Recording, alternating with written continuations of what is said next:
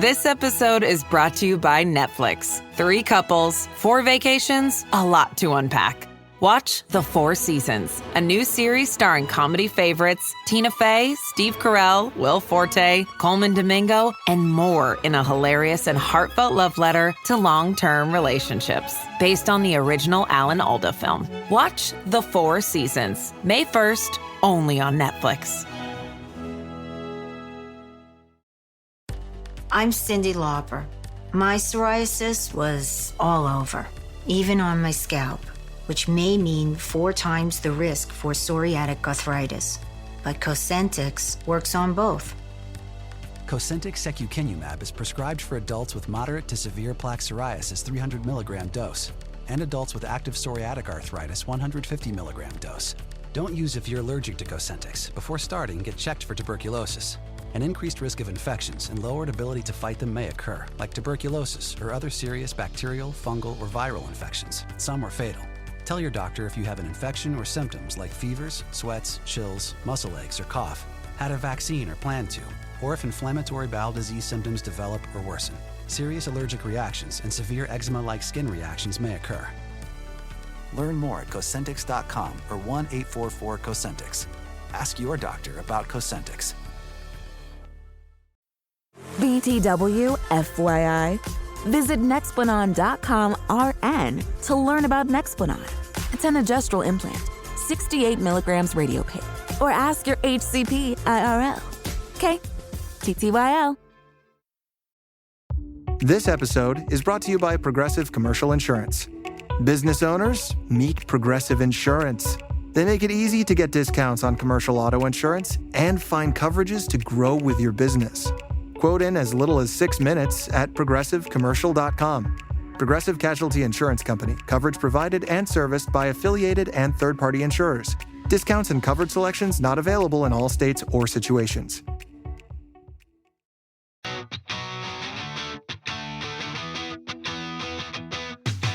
Welcome back to Rams Up, your favorite LA Rams podcast. We are part of the Fans First Sports Network, and you can follow us on YouTube at youtube.com/@RamsUpPodcast. I'm your host, Mark. I'll be joined often by my football guru, Ian, along with a bunch of other friends of the show on occasion. Let's get to it. Hey, welcome back, Ram fans. Another drop here for you as we head into the schedule show, the NFL schedule release show coming up Wednesday night.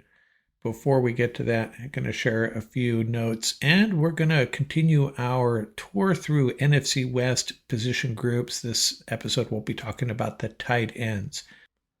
And the NFL, as they tend to do, have been leaking out some scheduling bits and pieces, and showing on the screen here all of the announced international games.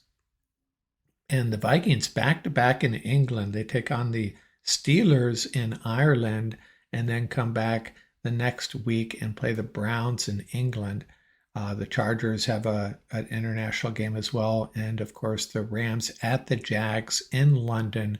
And it's worth talking about the miles traveled for each of these franchises. And typically, West Coast teams are always at the top, bunched up at the top. And in fact, the Rams come in at second, the Seahawks third, and the 49ers fifth in miles traveled. The Chargers over 37,000 miles, the team traveling the most. The Rams at number 2 with 34,832 miles. But it is worth mentioning that they're going to ease the pain a little bit for the Rams. My prediction is they will play Atlanta or Tennessee or Carolina and then move on to London to play the Jags the following week. So in other words, think of the trip to London. I think it's 11,000 miles. They're really going to have a stopover in Atlanta. So this mileage isn't taking that into account. It'll actually be, you can reduce this total by the trip to Atlanta, basically. Subtract that out because it's just a stopover, as I say. I'm predicting that. Or it could be Carolina or Tennessee. I'll be very surprised if that is not the case. As I said before, that's how they did it in 2019. Rams played at Atlanta on their way to England to play the Bengals. And by the way, that game in Atlanta was Jalen Ramsey's first game with the Rams, and they won that one, of course.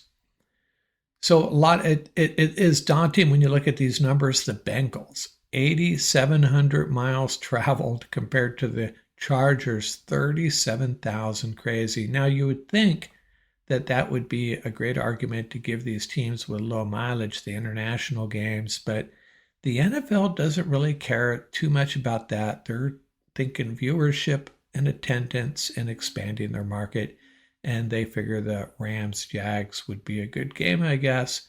I think the Rams are becoming a very attractive primetime attraction.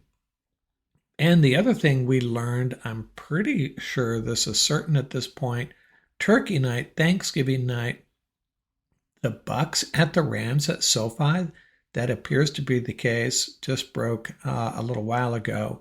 And it appears to be 100% true at this point. There's a slight chance it's bogus, but from what I am seeing across social media, I don't know if the NFL has officially announced that, at least at the time I'm recording this, but Turkey night, Bucks at Rams, and you know what? It's cool. The Rams are getting a primetime game, but Thanksgiving's kind of sacred in our house. We love watching football. We like watching football games that don't matter, though, and now we got to stress through a Bucks-Rams game after Thanksgiving dinner. It's going to be a little complicated with the family, but we'll figure it out. I'm going to go on a little bit of a rant here. I do this once a year, I think. With the schedules about to be released, you're going to hear a lot about strength of schedule. And I think it is one of the most deceiving stats there is. And I'm not talking about because we don't know who these strong teams are going to be, which teams are going to improve and end up being tough teams on the schedule, where right now they might appear to be a weak team. What I'm talking about is the basic construct of the schedules. And it's actually not as pronounced this year as in years past, especially in the NFC West. But what I'm getting at is, there were times when the Rams were bottom feeders, last place teams, and they'd come out with one of the toughest schedules in the league. And it's easily explainable. I'd hear people, how can the Rams have such a tough schedule when they were a last place team? And look at it this way. If you're a 7-9 team, it's actually much worse than that some years, you're in last place and let's say you're 5-12. You're not going to get to play the 5-12 team, are you, in your division twice? You're going to have to play the first place team that might have been 12-5. So it's just a natural result of the construct of the schedules that last place teams on paper will actually have the tougher schedule because they don't get to play themselves. And likewise, the first place teams sometimes appear to have, they do have an easier schedule on paper. It's because they're playing a 5-12 team twice. Now, this year, it's especially interesting because the 49ers, a last place team, actually have the easiest schedule in the league. And that is because they get the NFC South and the AFC South, as well as those three last place teams. So the addition of those three oddball games takes away reduces the impact of that last place, first place schedule. But if you're ever wondering why first place teams sometimes have easier schedules than you think they would, it is because of that. But again, those three extra games are diluting that to a significant degree. Before we roll on to the tight end discussion, it is episode 736. Now, I was going through my notes, and I don't think I talked about this player. Maybe I had it planned, and too much going on for me to go back and dive through these episodes. According to my notes, I did not talk about number 36, Jerome Bettis, and it's a painful subject, actually. And maybe that's why I didn't talk about him 200 episodes ago. 5'11", 252-pound running back out of Notre Dame. The Rams selected him in the first round, 10th overall selection in the 1993 draft. Played 3 years for the Rams. Pretty productive, 796 carries, 3,091 yards, and 13 TDs. Now, by then, in St. Louis, Coach Rich Brooks was supposedly going to a more of a passing attack.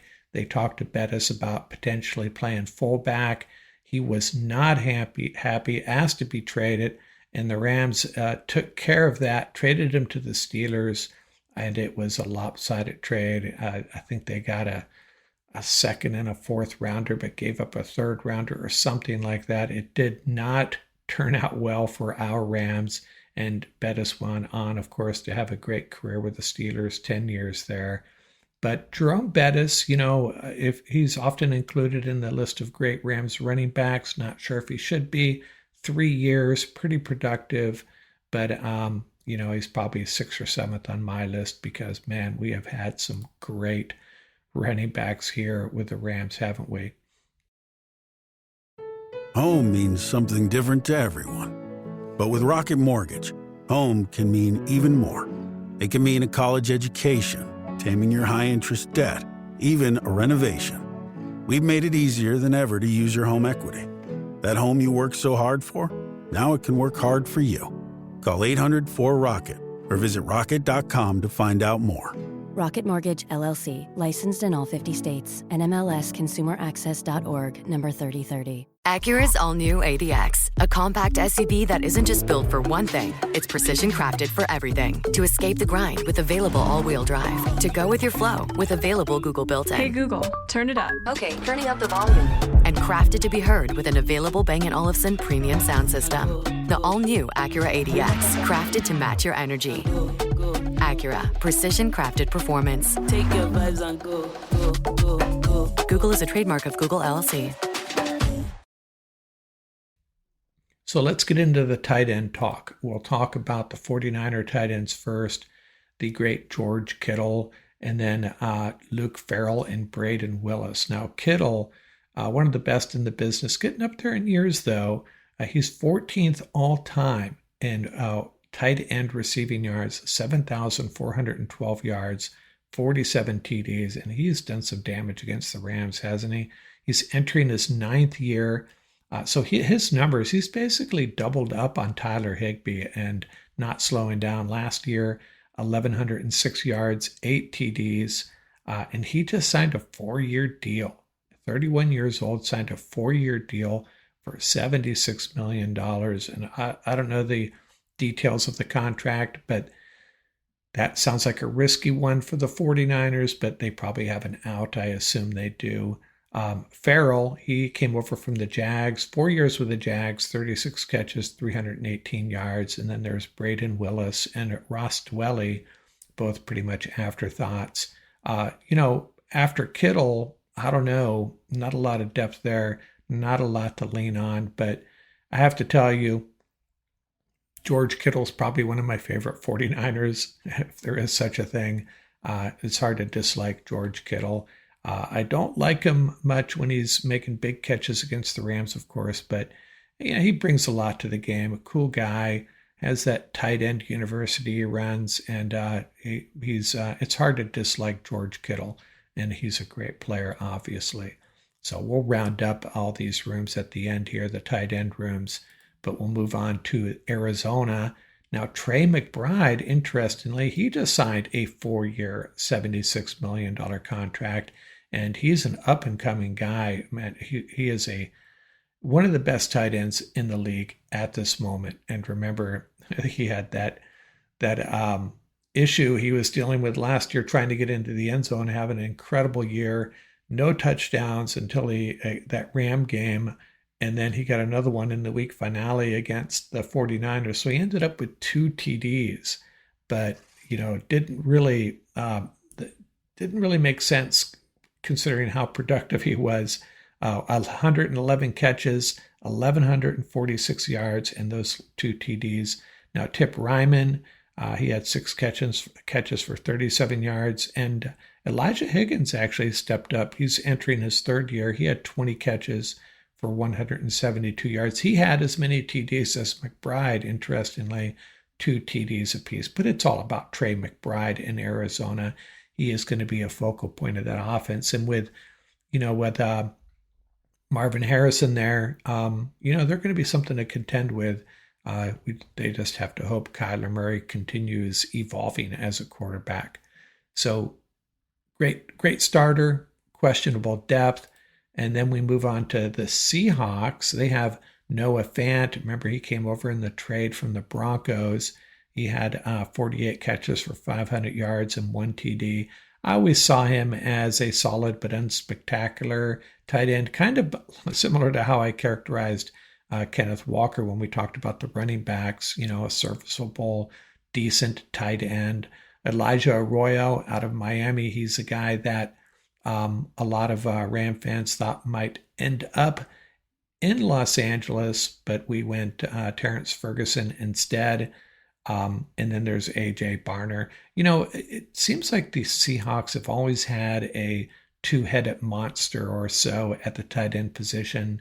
They've had moments where guys have really stepped up, but it seems like the last few years hasn't been one single guy. I remember Colby Parkinson was there.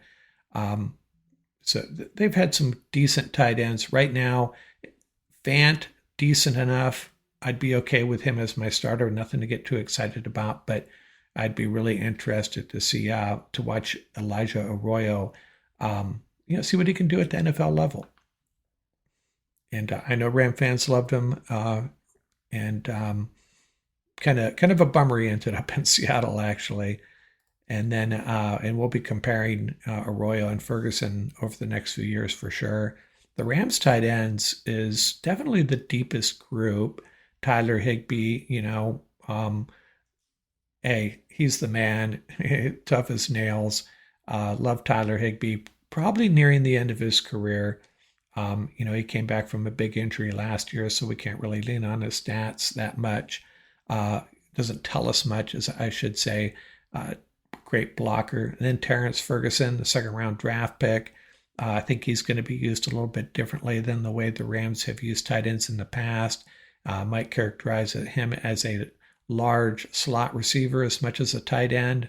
From what I have been reading, it's going to really create some dilemmas for NFL defenses.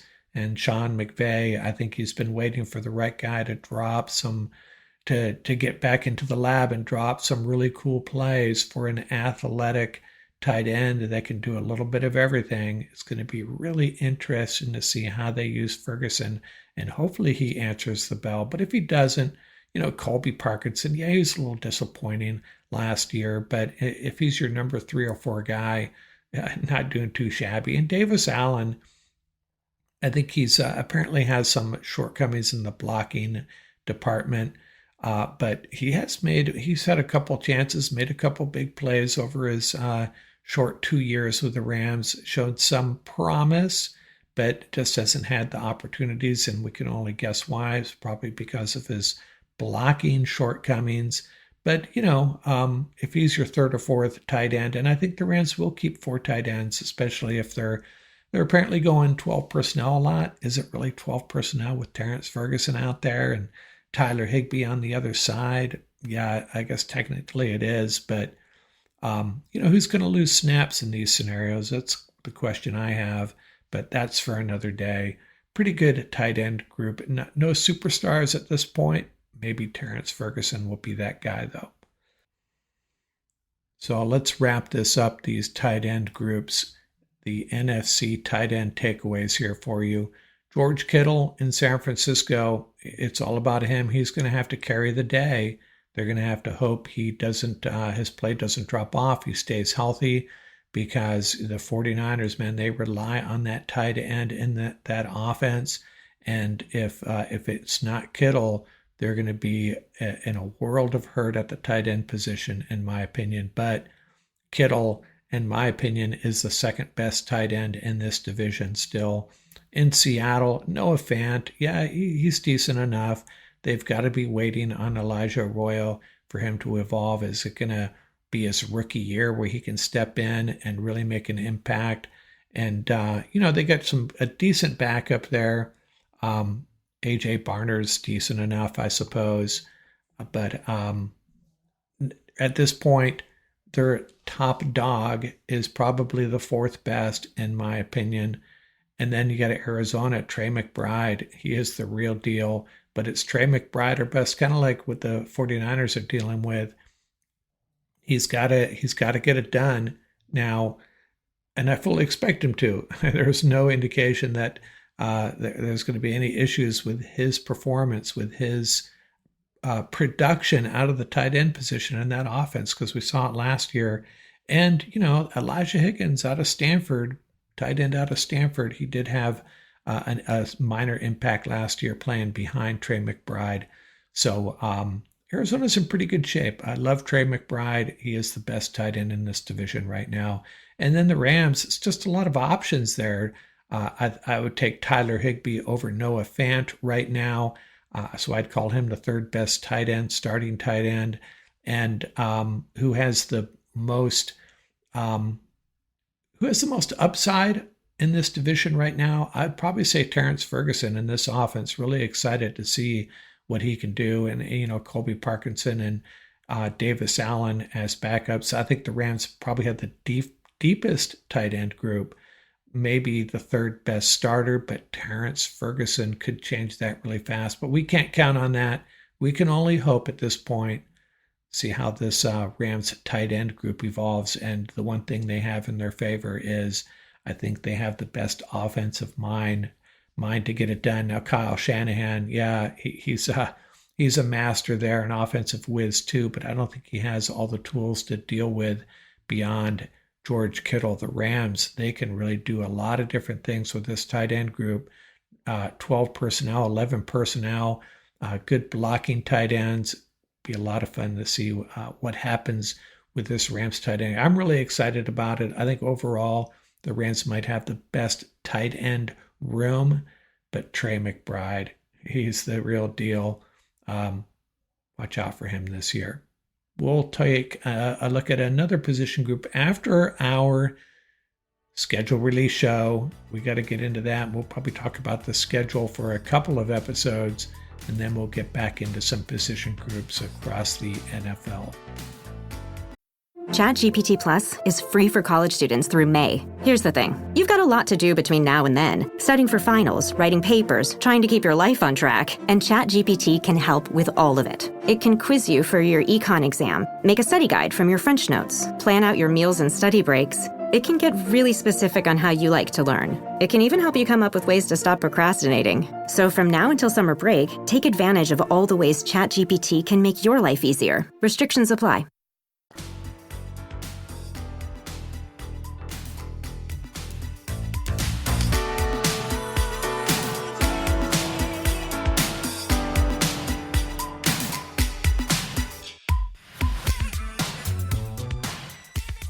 That's going to do it for this episode. Remember, you can reach us at ramsuppodcast@gmail.com. And don't forget about our YouTube channel.